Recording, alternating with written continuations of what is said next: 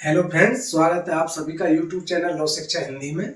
और आज हम पढ़ेंगे भारतीय नागरिक सुरक्षा संहिता 2023 की धारा 54। धारा 54 के अंतर्गत है किसी भी गिरफ्तार व्यक्ति की शिनाख्त। तो जानेंगे गिरफ्तार व्यक्ति की शिनाख्त की आवश्यकता क्या होती है, क्यों की जाती है गिरफ्तार व्यक्ति की शिनाख्त और क्या प्रक्रिया है।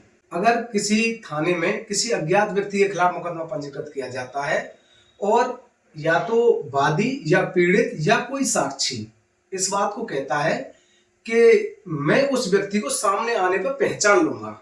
उदाहरण के लिए मैं आपको बता रहा हूं, किसी व्यक्ति के साथ में अज्ञात व्यक्ति द्वारा लूट की घटना कारित कर दी गई, लेकिन वो व्यक्ति उसको जानता नहीं है कौन नहीं, लेकिन उसने उसका चेहरा देख लिया।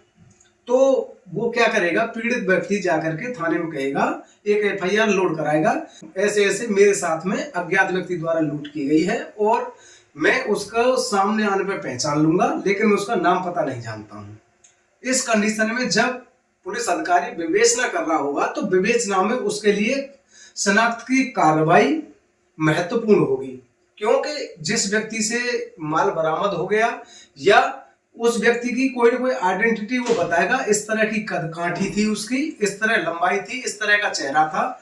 तो उसके बाद में जब भी कभी ऐसे संदिग्ध व्यक्ति को अरेस्ट किया जाता है तो कार्रवाई शिनाख्त की आवश्यकता पड़ती है। तो इसे कहा जाता है शिनाख्त परेड। शिनाख्त परेड किस प्रकार से होगी और किसके आवेदन पर होगी, तो समझते हैं इसे विस्तार पूर्वक। धारा 54 गिरफ्तार व्यक्ति की शिनाख्त, जहां कोई व्यक्ति किसी अपराध को करने के आरोप पर गिरफ्तार किया जाता है, मतलब किसी व्यक्ति पे ये बताया गया कि आपके द्वारा ये घटना कारित की गई है तो उसे गिरफ्तार किया गया है, और उसकी शिनाख्त किसी अन्य व्यक्ति से या व्यक्तियों द्वारा, मतलब कि एक व्यक्ति से या अन्य साक्षियों द्वारा, जो भी कोई साक्षी हो वो कहता है कि मैं उसको पहचान सकता हूं, तो उसके द्वारा ऐसे अपराधों के अन्वेषण के लिए आवश्यक समझी जाती है। तो वहां वह न्यायालय कौन सा, जिसकी अधिकारिता है, मतलब कि जिस थाना क्षेत्र के मामले जो भी न्यायालय सुन रहा है, जिसकी अधिकारिता है, उस न्यायालय में पुलिस थाने के भार साधक अधिकारी के निवेदन पर गिरफ्तार किए गए व्यक्ति की ऐसी रीति से जो न्यायालय ठीक समझता है, किसके निवेदन पर, पुलिस थाने के भार साधक एसएचओ या एसओ के निवेदन पर, ऐसी रीति से जो न्यायालय ठीक समझता है किसी अन्य व्यक्ति या किन्हीं अन्य व्यक्तियों द्वारा शिनाख्त कराने का आदेश दे सकेगा। तो इसका मतलब ये हो गया, एक व्यक्ति से या कई व्यक्तियों से उसकी शिनाख्त का आदेश दे सकेगा। और प्रावधान क्या है, परंतु यदि गिरफ्तार किए गए व्यक्ति की शिनाख्त करने वाला व्यक्ति मानसिक या शारीरिक रूप से निशक्त है, मतलब मानसिक या शारीरिक रूप से निशक्त है, या तो कोई दिव्यांग है या कोई विकृत चित्त व्यक्ति है, तो शिनाख्त करने की ऐसी प्रक्रिया मजिस्ट्रेट के पर्यवेक्षण के अधीन होगी, जो यह सुनिश्चित करने के लिए समुचित कदम उठाएगा कि उस व्यक्ति द्वारा गिरफ्तार किए गए व्यक्ति की उन पद्धतियों का प्रयोग करते हुए शिनाख्त की जाए जो उस व्यक्ति के लिए सुविधापूर्ण हो, और शिनाख्त प्रक्रिया किसी श्रव्य, दृश्य, इलेक्ट्रॉनिक साधनों द्वारा अभिलिखित की जाएगी। तो इसका मतलब ये हो गया कि अगर कोई व्यक्ति ऐसा है, या तो कोई ऐसा भी हो सकता है कि जो गूंगा बहरा हो, तो वो व्यक्ति किसी की पहचान तो कर सकता है क्योंकि उसने देखा होगा। तो उस तरह से इसके लिए तो प्रबोधक की आवश्यकता पड़ेगी कि उसकी क्योंकि न तो पुलिस अधिकारी को उसके बारे में जानकारी है और न ही मजिस्ट्रेट साहब को कोई जानकारी है।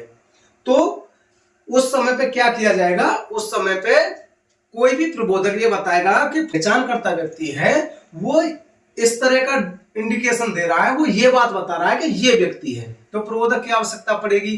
तो इसी प्रकार से कोई निशक्त व्यक्ति है तो उसमें उसको ऐसे सब साधन उपलब्ध कराए जाएंगे पहचान करने वाले व्यक्ति को, जिसके लिए उसको सुविधापूर्ण हो, ऐसे सब साधन उपलब्ध कराए जाएंगे और तब उसकी पहचान की जाएगी। ये धारा 54 के अंतर्गत था, लेकिन इसमें और विस्तार पूर्वक जो भी जानकारी है कार्रवाई शिनाख्त परेड कार्रवाई धारा 7 BSA भारतीय साक्ष्य अधिनियम के अंतर्गत आती है।